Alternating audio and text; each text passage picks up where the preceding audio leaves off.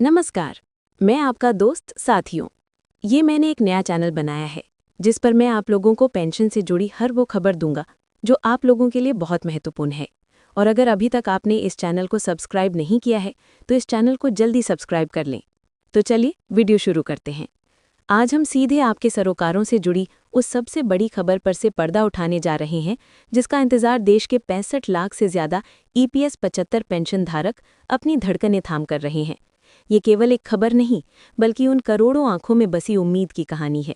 उन झुर्रियों वाले चेहरों पर एक बेहतर कल की आशा की किरण है जो दशकों तक इस राष्ट्र की सेवा में अपना पसीना बहाने के बाद आज अपने हक की लड़ाई लड़ रहे हैं। आज की इस विशेष रिपोर्ट में हम आपको बताने जा रहे हैं उस महाआंदोलन की पूरी सच्चाई जिसका नेतृत्व निडर कमांडर अशोक रावत जी कर रहे हैं। हम आपको दिखाएंगे कि कैसे ये लड़ाई अब सिर्फ सड़कों तक सीमित नहीं रही बल्कि देश की सबसे बड़ी पंचायत यानी संसद के गलियारों तक पहुंच चुकी है। हम आपको प्रधानमंत्री नरेंद्र मोदी के उस बयान का पूरा विश्लेषण देंगे जिसने पेंशन धारकों के बीच उम्मीद और आशंका दोनों को एक साथ जन्म दे दिया है। और सबसे महत्वपूर्ण, हम आपको बताएंगे कि आपके बैंक खाते में 7,500 रुपये की मासिक पेंशन, महंगाई भत्ता और मुफ्त चिकित्सा सुविधा का सपना कब और कैसे सच हो सकता है। तो बने रहिए हमारे साथ क्योंकि अगले कुछ मिनटों में जो तथ्य और सबूत हम आपके सामने रखने वाले हैं वे आपके हर भ्रम को दूर कर देंगे और आपको इस लड़ाई की पूरी तस्वीर शीशे की तरह साफ दिखा देंगे। चलिए सबसे पहले उस सवाल से शुरू करते हैं जो हर पेंशन भोगी की जबान पर है। हमारी पेंशन आखिरकार बढ़ेगी कब? दशकों से EPS 75 के पेंशन भोगी मात्र 1,000 रुपये की मामूली पेंशन पर गुजारा करने को मजबूर हैं। एक ऐसा मजाक जो उस देश में हो रहा है जहां आज एक दिन की दिहाड़ी भी इससे कहीं ज्यादा है। सोचिए, क्या आज के ज़माने में 1,000 रुपये में एक व्यक्ति पूरे महीने अपना घर चला सकता है? क्या अपनी दवाइयों का खर्च उठा सकता है? क्या अपने बच्चों के लिए 2 वक्त की रोटी का इंतजाम कर सकता है? जवाब है बिल्कुल नहीं। इसी अन्याय के खिलाफ राष्ट्रीय संघर्ष समिति NAC के बैनर तले कमांडर अशोक रावत जी के नेतृत्व में एक अभूतपूर्व आंदोलन ने जन्म लिया। ये आंदोलन कोई मामूली विरोध प्रदर्शन नहीं है। ये लाखों उन बुजुर्गों की पीड़ा की आवाज़ है जिन्होंने इस देश के कारखानों में, मिलों में और संस्थानों में अपनी जवानी खपा दी। आज जब वे अपने जीवन के अंतिम पड़ाव पर हैं तो वे सरकार से कोई भीख नहीं बल्कि अपना अधिकार मांग रहे हैं। और उनकी मांग क्या है? उनकी मांग बिल्कुल स्पष्ट और तर्कसंगत है। न्यूनतम पेंशन 7,500 रुपये प्रति माह, साथ में महंगाई भत्ता DA, ताकि बढ़ती महंगाई की मार से कुछ राहत मिल सके। 2020 के बाद मरबद्दी और पथ्य दोनों के लिए मुफ्त चिकित्सा सुविधा। ये कोई बहुत बड़ी या अनुचित मांग नहीं है। ये एक सम्मानजनक जीवन जीने का मौलिक अधिकार है जो भारत का संविधान अपने हर नागरिक को देता है। लंबे संघर्ष और अनगिनत धरना प्रदर्शनों के बाद आखिरकार ये आवाज़ सरकार के कानों तक पहुंची। इस लड़ाई में एक बड़ा मोड़ तब आया जब ये मुद्दा संसद में गूंजा। देश के कई माननीय सांसदों ने पार्टी लाइन से ऊपर उठकर पेंशन भोगियों की इस वाजिब मांग का समर्थन किया। उन्होंने संसद में सरकार से तीखे सवाल पूछे और इस मुद्दे पर तत्काल कार्रवाई की मांग की। जब संसद में ये मुद्दा उठा तो श्रम मंत्रालय पर दबाव बढ़ा। श्रम मंत्रालय से जुड़ी संसदीय स्थायी समिति स्टैंडिंग कमेटी ऑन लेबर ने इस मामले का गहन अध्ययन किया और अपनी सिफारिशें सरकार को सौंपी।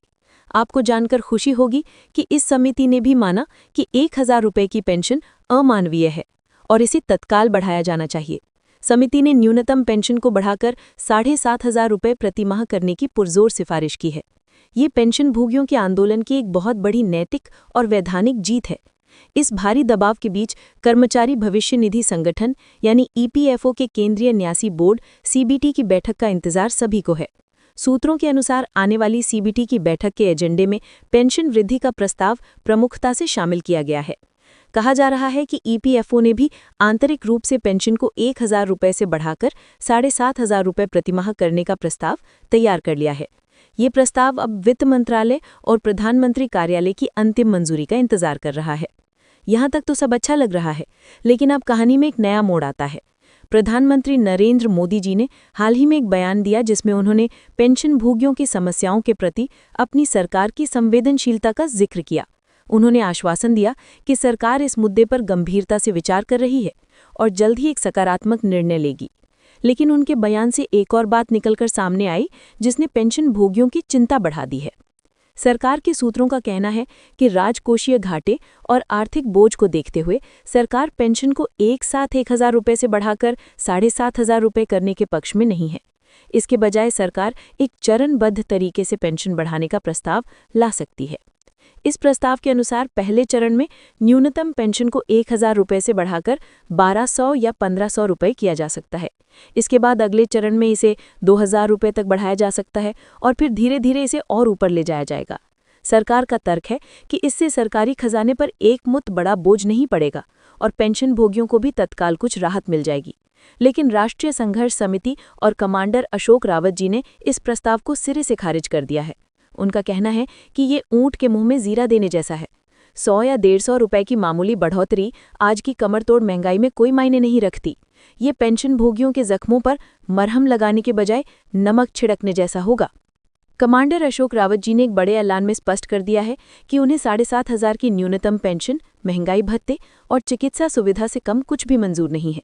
उन्होंने सरकार को एक अल्टीमेटम भी दिया है।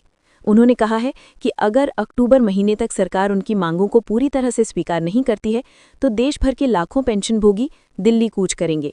एक ऐतिहासिक और विशाल आंदोलन दिल्ली की सड़कों पर होगा जो सरकार को उनकी ताकत का एहसास कराएगा। इस महाआंदोलन की तैयारी अभी से शुरू हो चुकी है। कमांडर अशोक रावत जी ने सभी पेंशनभोगियों से एकजुट रहने की अपील की है। उन्होंने कहा है कि ये लड़ाई अब अंतिम दौर में है और हमें किसी भी सरकारी बहकावे में नहीं आना है। इस लड़ाई को और भारत ने भी अभी से शुरू हो चुकी है देने के लिए एक राष्ट्रव्यापी ट्विटर कैंपेन की भी योजना बनाई जा रही है। इस कैंपेन के माध्यम से करोड़ों लोग सोशल मीडिया पर अपनी आवाज़ बुलंद करेंगे और सरकार पर दबाव बनाएंगे। नॉन-देवी अब सवाल ये उठता है कि आपको और हमें क्या करना है। ये लड़ाई सिर्फ कमांडर अशोक रावत या राष्ट्रीय संघर्ष समिति की नहीं है, ये हम सब की लड़ाई है। ये आपके, हमारे और देश के करोड़ों बुजुर्गों के सम्मान की लड़ाई है। इसलिए ज़रूरी है कि हम सब इस आंदोलन से जुड़ें। कमांडर अशोक रावत जी ने आप सब तक सीधी जानकारी पहुंचाने और सबको एक मंच पर लाने के लिए एक विशेष YouTube चैनल भी बनाया है। ये वही चैनल है जिसके माध्यम से हम आपसे बात कर रहे हैं। उनका कहना है कि ये चैनल उनका नहीं बल्कि देश के हर एक पेंशन भोगी का अपना चैनल है। इस चैनल का मकसद हर छोटी बड़ी खबर, हर सरकारी चाल और आंदोलन की अगली रणनीति को सीधे आप तक पहुंचाना है, बिना किसी लाग लपेट के। इसलिए आपसे विनम्र निवेदन है कि इस चैनल को सब्सक्राइब करें, नीचे दिए गए सब्सक्राइब बटन को दबाएं और साथ में बनी घंटी को भी ज़रूर दबाएं ताकि जब भी कमांडर साहब लाइव आएं या कोई भी ज़रूरी सूचना दी जाए तो वो सबसे पहले आप तक पहुंचे। जब हमारी संख्या करोड़ों में दिखेगी तो सरकार पर भी इसका मनोवैज्ञानिक दबाव पड़ेगा। हम आपको कमांडर अशोक रावत जी का संपर्क सूत्र और व्हाट्सएप ग्रुप से जुड़ने का माध्यम भी प्रदान करेंगे ताकि आप सीधे उनसे जुड़ सकें और अपने सुझाव दे सकें। आप किस राज्य से ये कार्यक्रम देख रहे हैं, कमेंट बॉक्स में ज़रूर बताएं ताकि हमें पता चल सके कि हमारी आवाज़ अब कहां तक पहुंच रही है। दोस्तों, एक बात साफ है, सरकार पर भारी दबाव है। संसदीय समिति की सिफारिशें पेंशन भोगियों के पक्ष में हैं। देश के सांसद आपके साथ हैं और सबसे बड़ी बात, आप सबकी एकता और कमांडर अशोक रावत जी का निडर नेतृत्व आपके साथ है। बस कुछ और दिनों के धैर्य की बात है। अगर हम सब एकजुट रहे और अक्टूबर तक अपना दबाव बनाए रखा तो जीत निश्चित है। सरकार को यह समझना होगा कि ये कोई राजनीतिक मांग नहीं है, ये एक मानवीय मांग है। ये उन लोगों की मांग है जिन्होंने अपनी जिंदगी का सुनहरा दौर इस देश के निर्माण में लगा दिया। आज वे अपने जीवन की शाम में एक सम्मानजनक और सुरक्षित भविष्य से कम कुछ नहीं मांग रहे हैं। आने वाले दिन बहुत महत्वपूर्ण हैं। सीबीटी की बैठक पर हमारी नज़र बनी रहेगी। प्रधानमंत्री कार्यालय से निकलने वाली हर खबर पर हम पैनी दृष्टि रखेंगे और दिल्ली में होने वाले आंदोलन की हर तैयारी की जानकारी हम आप तक पहुंचाते रहेंगे।